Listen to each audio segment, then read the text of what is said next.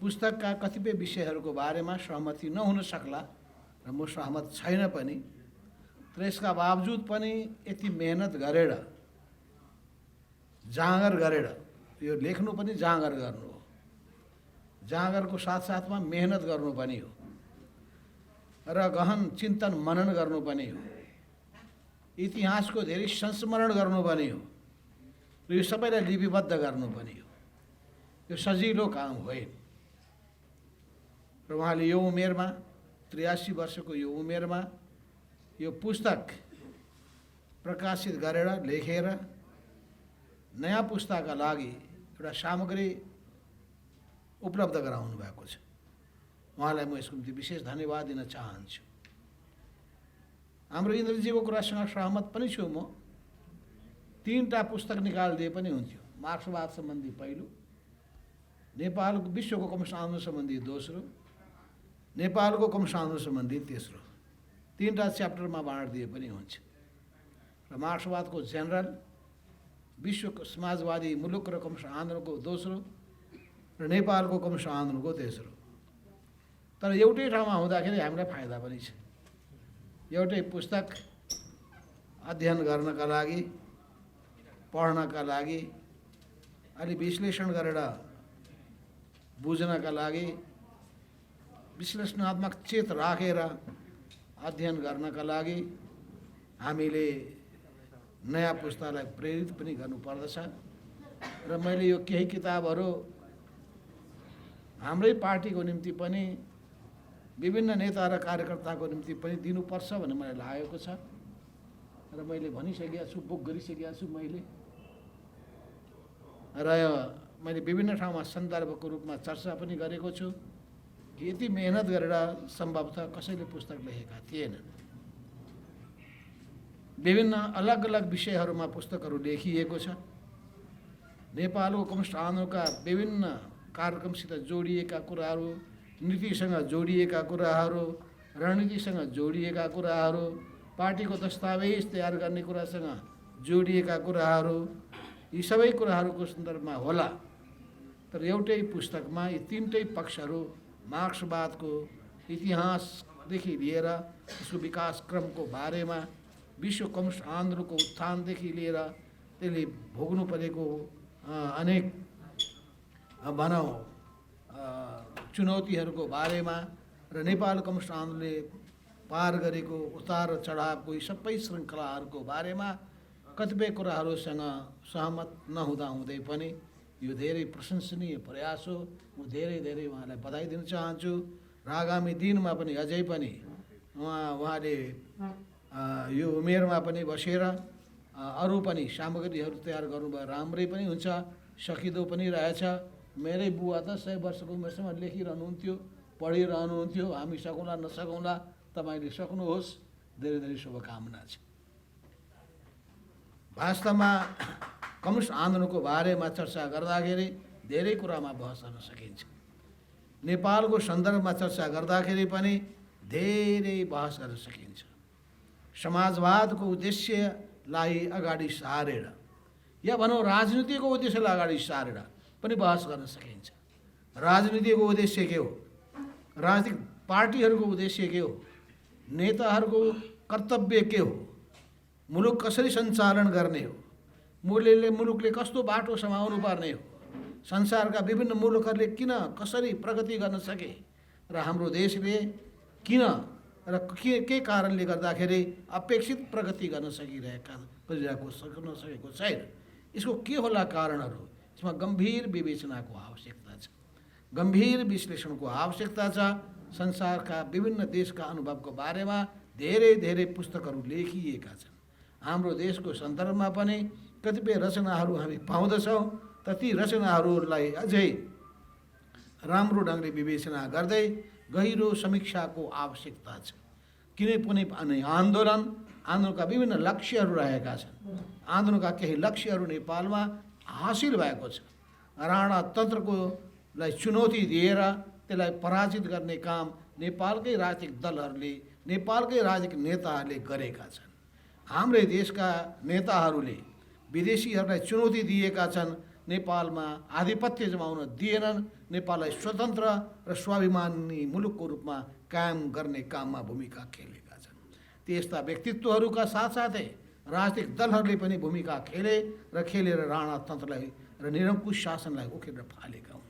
पञ्चायती व्यवस्था फेरि झेल्नु पर्यो, त्यसकोलाई पनि चुनौती दिए, त्यसलाई पनि उखेलेर फालेका पनि हुन्। यी सबै सन्दर्भमा विभिन्न व्यक्तिहरूको निरन्तरता, राजनीतिक निरन्तरता या अडानको निरन्तरता नरहेको पनि देखिन्छ। यसका पछाडिका कारणहरू के हुन सक्लान्, ती प्रत्येकले आफ्नो आफ्नो अनुभूतिहरू लेखेर वास्तवमा हामीलाई दिएको भए धेरै राम्रो हुन्थ्यो।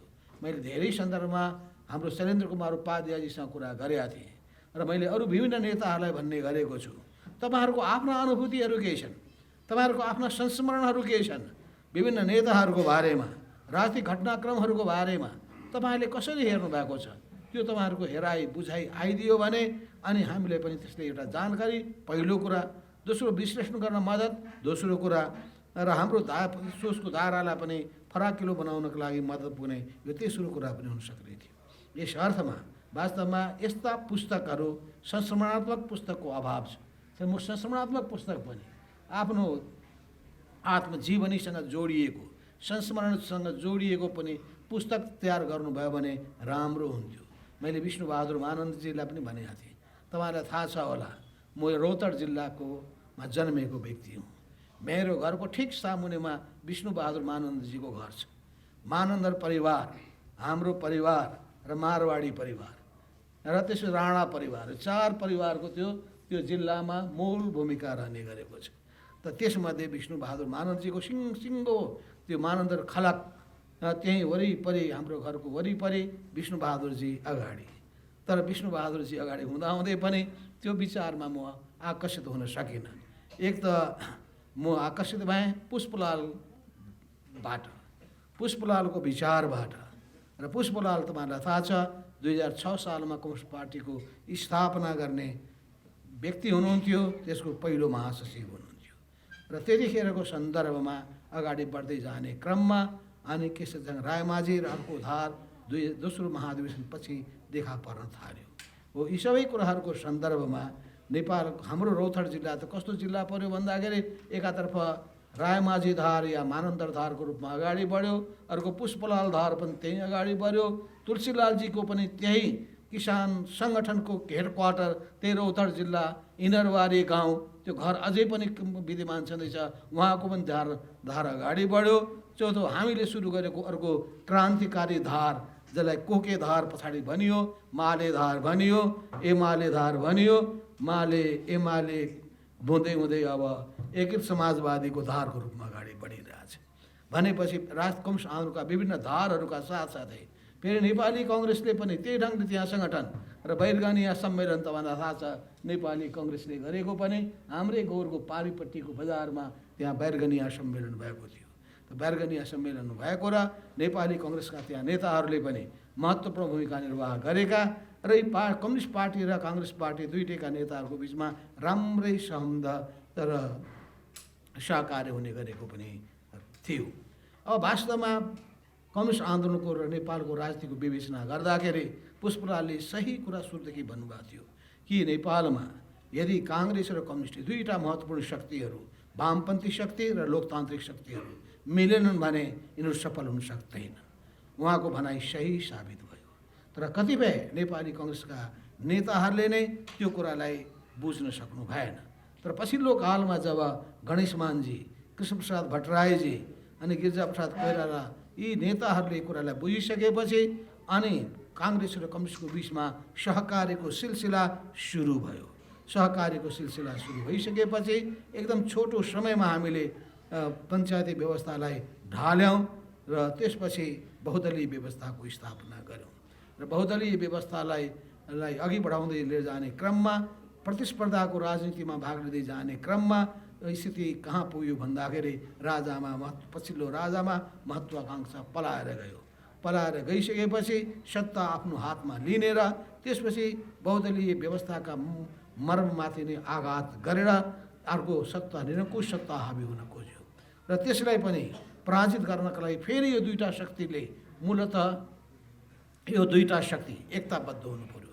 त्यसका अलावा पनि नागरिक समाज र सिङ्गो पत्रकार जगत र बौद्धिक समुदाय पनि एकताबद्ध भइसकेपछि सिङ्गो समाज नै एकताबद्ध भएपछि शक्ति सृजना भयो र त्यो शक्तिको सामु कसैको केही चलेन र त्यसपछि शाही शासन, शाही वंशकै विनाश भयो, सामन्ती शासनकै विनाश भयो, गणतन्त्रको नयाँ युग सुरु भयो र त्यो गणतन्त्रले नै वास्तवमा जनताको आफ्नो नेताको रूपमा, सबभन्दा सर्वोच्च व्यक्तिको रूपमा राष्ट्रपतिको रूपमा डाक्टर रामवरण यादवलाई प्राप्त गर्यो। उहाँलाई म विशेष बधाई दिन चाहन्छु। उहाँको भूमिकाको म उच्च मूल्याङ्कन पनि गर्न चाहन्छु। जनताको छोरोले पनि यो मुलुकको राष्ट्रपति हुन सक्दछ भने उदाहरण हामीले प्रस्तुत गऱ्यौँ र त्यो प्रस्तुत गर्ने पहिलो व्यक्तिको रूपमा डाक्टर रामवरण यादव हाम्रो सामुमा उपस्थित हुनुभयो। यस क्रममा यी सबै हेर्दाखेरि हामीले नसक्ने कुरा होइन, सक्छौँ। हामीले गणतन्त्र ल्याएका छौँ, सङ्घीयता ल्याएका छौँ, समावेशिताको राजनीति अवलम्बन गरेका छौँ र समाजवादको ध्येय उद्देश्य अगाडि सारेका छौँ। यस अर्थमा अब हामीले सामाजिक परिवर्तनको काम कति सम्पन्न गर्न सकेका छौँ, यसमा हामीले आत्ममन्थन गर्नुपर्नेछ। आर्थिक क्रान्तिको काम कति अगाडि बढाउन सकेका छौँ, समाजवादको यात्रामा हामी कति अगाडि बढ्न सकेका छौँ, यो आत्मचिन्तन गर्नुपर्ने आवश्यकता छ। हामीले सांस्कृतिक परिवर्तनको काम कति गर्न सकेका छौँ, सांस्कृतिक रूपान्तरणको हामीले सोच कति राखेका छौँ, यो पनि हामीले आत्मसमीक्षा गर्नुपर्ने भएको छ। यस अर्थमा अझै पनि हाम्रो सामुमा सामाजिक, आर्थिक, सांस्कृतिक रूपान्तरणको गहिरो जिम्मेवारी छँदैछ र यी तीनटै क्षेत्रमा जबसम्म हामी रूपान्तरण गर्दैनौँ, नयाँ चेतबाट मान्छेलाई हामी अग्रसर गराउँदैनौँ, सांस्कृतिक रूपान्तरण गर्न सक्दैनौँ र त्यसपछि आर्थिक क्षेत्रमा हामीले आमूलचूल परिवर्तन गर्नका लागि, हाम्रो अर्थतन्त्रलाई एउटा नयाँ उचाइमा पुर्याउनका लागि उत्पादनमा वृद्धि गर्ने, उत्पादन सम्बन्धमा परिवर्तन गर्ने र साँचो अर्थमाथि गरिब, भोका, नाङ्गा जनताको निम्ति हामीले शासन स्थापित गर्ने कुरा जबसम्म गर्दैनौँ, हामीले भन्ने गरेको समावेशिताको कुनै अर्थ रहँदैन। समावेशिताको मूल कुरामा पनि के कुरा आउँछ भने घाँस, बाँस, कपास, शिक्षा, स्वास्थ्य, रोजगारी, यी समस्याहरू आधारभूत समस्या समाधान हुन सकेनन् भने, गरिबी र अभावबाट मान्छे र पछौटेपनबाट मान्छे चिचियो भने वास्तवमा उसको निम्ति अरू परिवर्तनको कुनै अर्थ रहँदैन। यस अर्थमा हामीले त अहिले नयाँ युगको जति पनि उपलब्धिहरू छ त्यसलाई आत्मसात गरेर अगाडि बढ्नुपर्नेछ। हामीले अब अर्थतन्त्रको पुराना कुरा गरेर मात्र पुग्दैन। यस अर्थमा पनि हाम्रो समाज अहिले संविधानले 3 खम्बे अर्थतन्त्रको नीति अवलम्बन गर्दै राजकीय क्षेत्रको भूमिकालाई अर्थात् सार्वजनिक क्षेत्रको भूमिकालाई, त्यसपछि निजी क्षेत्रको भूमिकालाई र सहकारी क्षेत्रको भूमिकालाई बडो कम्बाइन हिसाबले 3 खम्बे अर्थनीतिको रूपमा अगाडि सार्ने काम गरेको छ। र हामीले विश्व अर्थतन्त्रमा देखेका छौँ कि जब लेसेस फेयरले पोलिसी लिएको या भनौँ निजी क्षेत्रको मात्र वर्चस्व रहेको अर्थतन्त्र उदाएको बेलामा पनि त्यसले ठुलो सङ्कटमा पुर्यायो र गरिबी अभावलाई अझै बढाएर लगेर गयो। तर अर्कोतर्फ त्यसबाट सामना गर्नका लागि राज्य नियन्त्रित अर्थतन्त्र अगाडि सारिसकेपछि, राज्यले नै सबै जिम्मा लिने कुराहरू गइसकेपछि, राज्यले जिम्मा लिने कतिसम्म भन्दाखेरि बुटको यो जुत्ताको पलिस लगाउनका लागि पनि राज्यले नै गर्नुपर्ने, कपाल काट्ने जिम्मा पनि राज्यले लिनुपर्ने। मलाई लाग्छ सोभियत सङ्घमा त्यही थियो होला, म चिनमा पनि मैले त्यही देखिरहेको थिएँ। तर त्यो पनि सफल हुन सकेन। राज्य नियन्त्रित अर्थतन्त्र पनि सफल भएन र निजी नियन्त्रित अर्थतन्त्र पनि सफल हुन सकेपछि मिश्रित अर्थतन्त्रको युगमा हामी प्रवेश गऱ्यौँ। तर मिश्रित अर्थतन्त्रले पनि समस्याको समाधान गर्न सकेन। अहिले हामी 3 खम्बे अर्थतन्त्रको नीति अवलम्बन गर्दै अगाडि बढ्न खोजिरहेका छौँ। यसलाई हामी व्यवहारमा लागू गर्न चाहिरहेका छौँ। तर यी सबै व्यवहारमा लागू गर्ने कुराको सन्दर्भमा हामी वास्तवमा कस्तो नेपाल बनाउन चाहन्छौँ, हाम्रो भिजन के र हाम्रो परिकल्पना के, त्यो भिजन र त्यो परिकल्पनाको आधारमा हामीसँग वस्तुवादी योजनाहरू, सामग्रिक योजनाहरू छन् कि छैनन्। ती सामग्रिक योजनाहरूलाई वास्तवमा निर्देशित गर्ने सोचको रूपमा त समाजवाद छँदैछ र जनताको सुख र समृद्धि छँदैछ। यी दुईटै कुरालाई केन्द्रबिन्दुमा राख्नका लागि हाम्रो प्रशासन यन्त्र वास्तवमा स्वच्छ छ कि छैन, त्यो परिपाटी अनुसार चलिरहेको छ कि छैन भनेपछि त्यहाँ ठुलो समस्या छ।